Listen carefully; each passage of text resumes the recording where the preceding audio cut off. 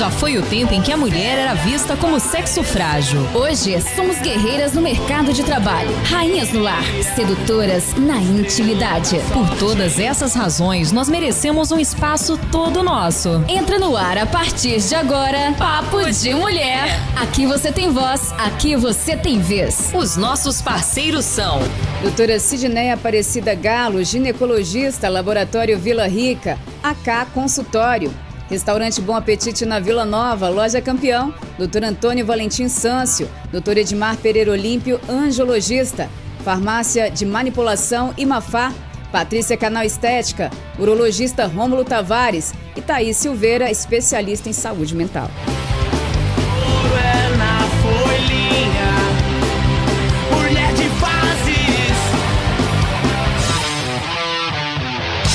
Boa tarde para você em sintonia com a Pomerana FM, mais uma edição do nosso Papo de Mulher.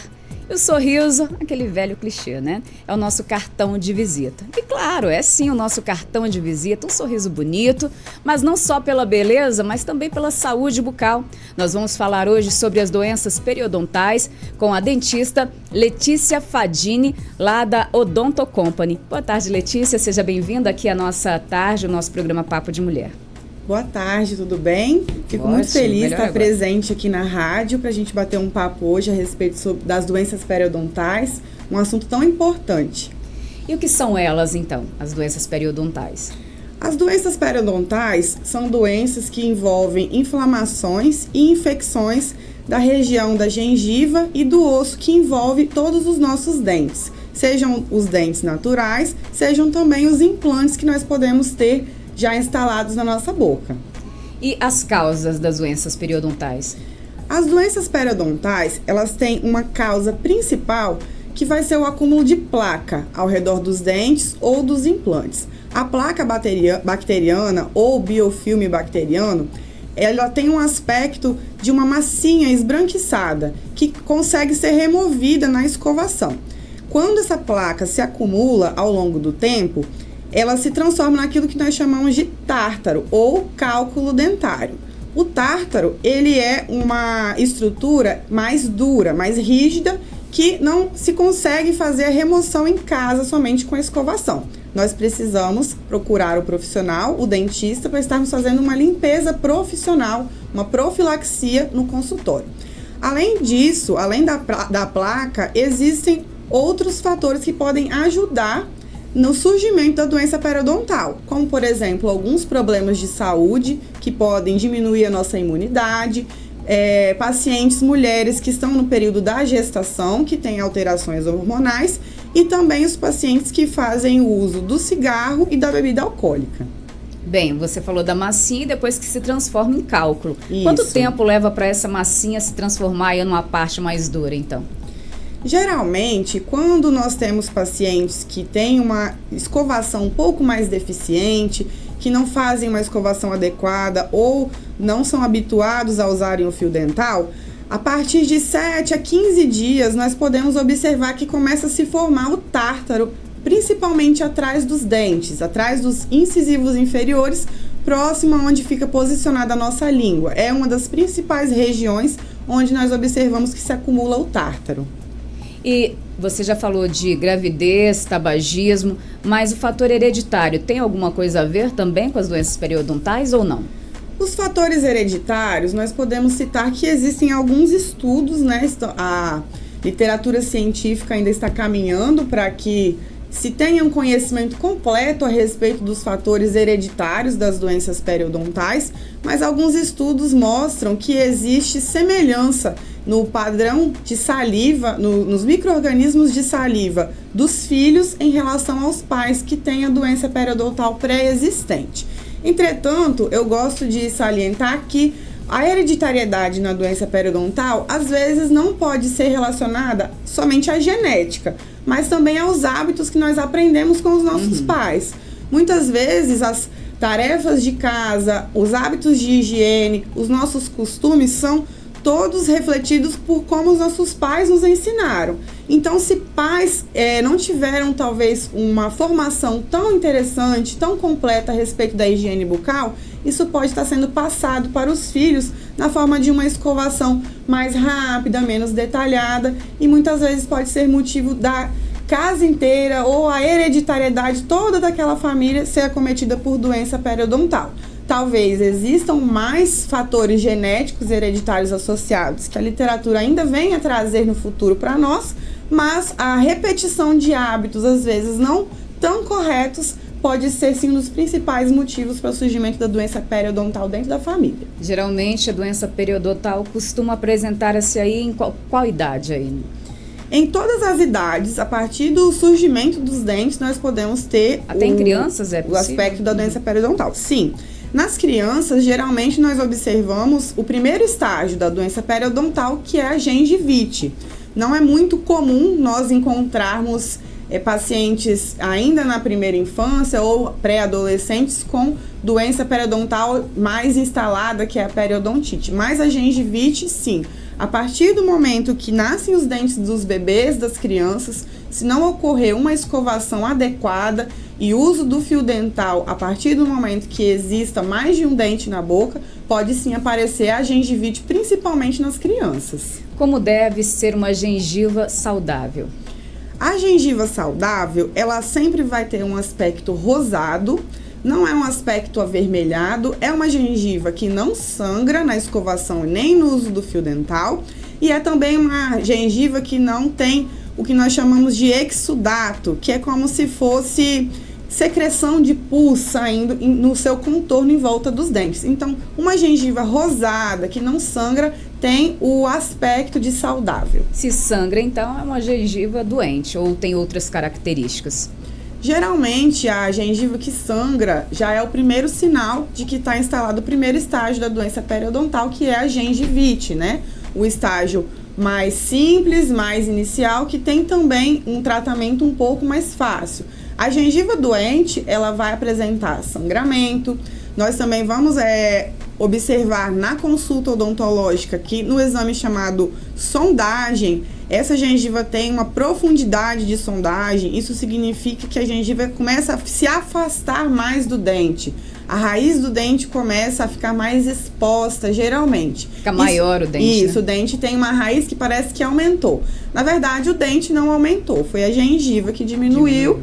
E esse é um aspecto clínico que nós observamos na sondagem, que é o exame principal para detectarmos a doença periodontal. E quais as fases da doença periodontal? A primeira fase da doença periodontal, como eu citei, é a gengivite. A gengivite tem algumas características próprias. Nós temos o sangramento, a escovação, sangramento na alimentação ou no uso do fio dental, mas ela ainda está no estágio inicial. A gengivite, ela ainda não acometeu, não prejudicou os ossos em volta dos dentes ou dos implantes dos pacientes. Então, a gengivite, ela surge mais depressa, mas também tem um tratamento que faz com que nós consigamos devolver a saúde também mais depressa. Geralmente, o paciente vai procurar o consultório, vai procurar o cirurgião dentista, nós vamos estar fazendo a limpeza, profilaxia, né, que é o nome profissional da limpeza dentária, remoção de tártaros com a raspagem. Também nós podemos associar ao uso de algum tipo de medicamento, algum tipo de bochecho específico para a doença periodontal, e com a colaboração do paciente em casa, com as escovações que sejam feitas pelo menos 3 vezes ao dia, e também o uso diário do fio dental, principalmente na escovação da noite, nós conseguimos que entre 7 a 15 dias essa gengiva consiga já desinchar e já não apresentar mais o sangramento. Bem, e quais as consequências das doenças periodontais a curto e longo prazo? Porque a gente sabe que não fica só na boca, né? Com certeza. A médio e longo prazo, a gengivite ela vai se desenvolver, vai partir para a doença periodontal chamada periodontite. É o segundo estágio da doença, né? Um estágio mais grave, um pouco mais avançado.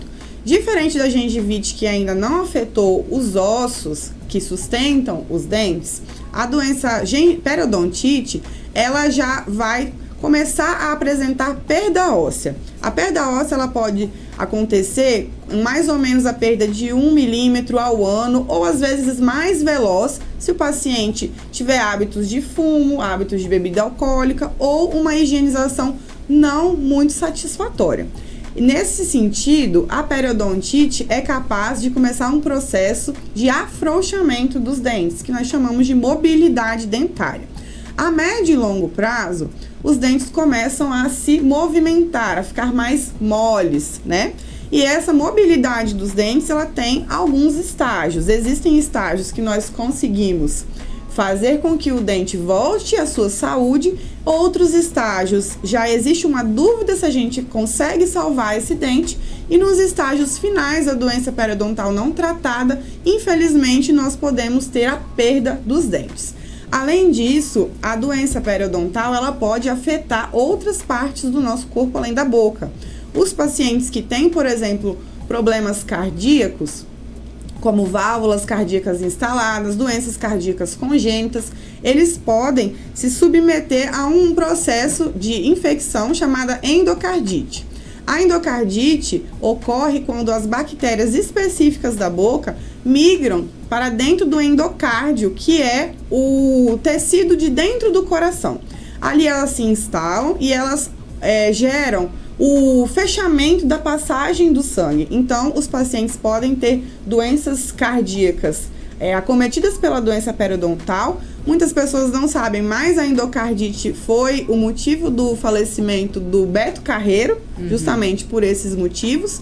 E também existem outros problemas de saúde relacionados à doença periodontal, como uma ligação dos pacientes, das pacientes gestantes, que podem ter até mesmo crianças de baixo peso ou crianças que nasceram prematuras. Importante. E você falou da mobilidade. Quando já chega nesse estágio, dá para reverter a mobilidade dentária?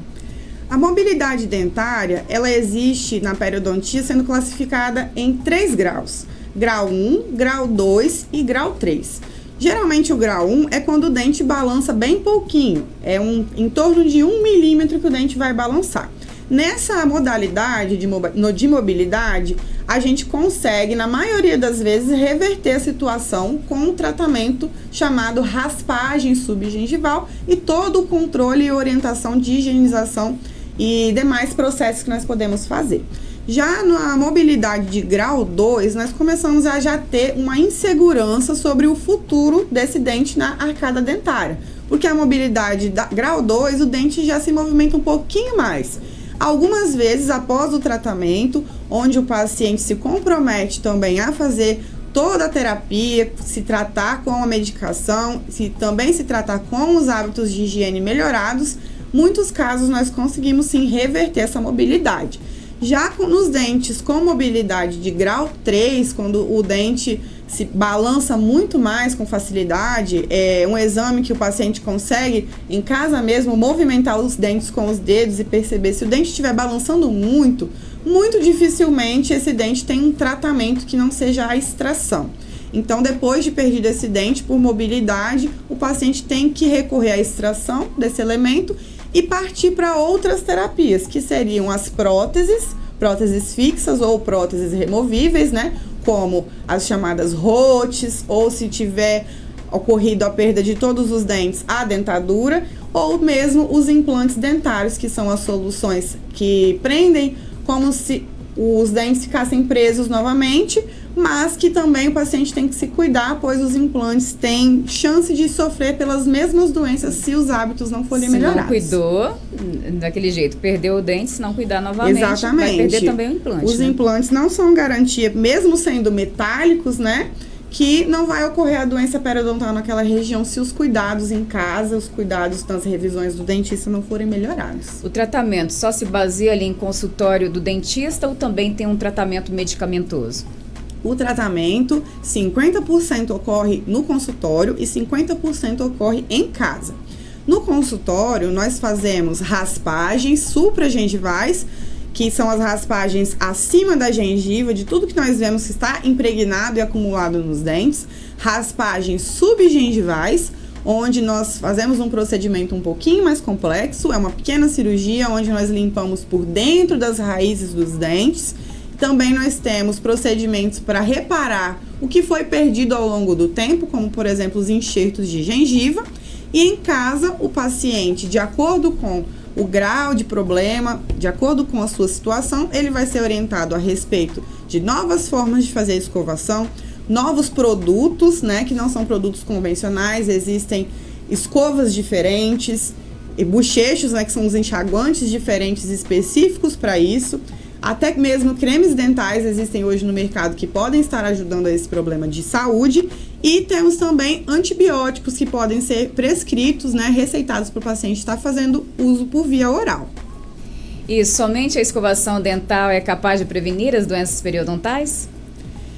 A escovação, ela é o ponto-chave da prevenção das doenças periodontais, porque por mais que o paciente tenha outros fatores pré-disponíveis a gerar a doença periodontal, como por exemplo estar gestante ou ter algum problema de saúde, como diabetes ou cigarro, a presença da placa é crucial para que surja a doença periodontal.